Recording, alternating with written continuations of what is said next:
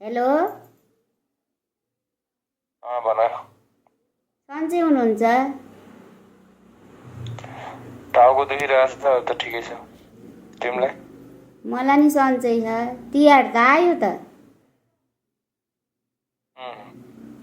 अनि सेलरी कहिले आउने हो र? सेलरी 2-4 दिन पछि आउला नि। ए सबैले सेलरी आएर पनि भाइटिकाका सामान कपडा किनिसक्नु। तपाईँले त जहिले ढिला गर्नुहुन्छ भाइ।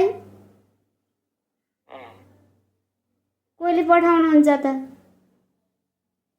उतैबाट नहालिदिएपछि अनि कताबाट छिटो गर्ने हो र? अनि कहिले हो त राखिदिने त्यसो भए? तिहार पछि पठाइदिउँला नि, तिहार पछि भए पनि। तिहार पछि के खाना पठाउनु पर्यो र फेरि? रोटी खानु। तिहार पछि कसले खान्छ र? तिहारमा त्यही त नि। तिहारमा नसकेको पछि खाँदा रोटी? तिहारमा जहिले नै यस्तै। ल ल राख म काममा छु। ल अहिले फोन गर्नु है।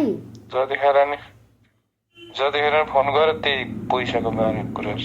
चाडबाट आएको बेला त भन्न पर्यो के अरे भाइ। अहिले फोन गर्नु नि। फुर्सद पायो भने। ल ल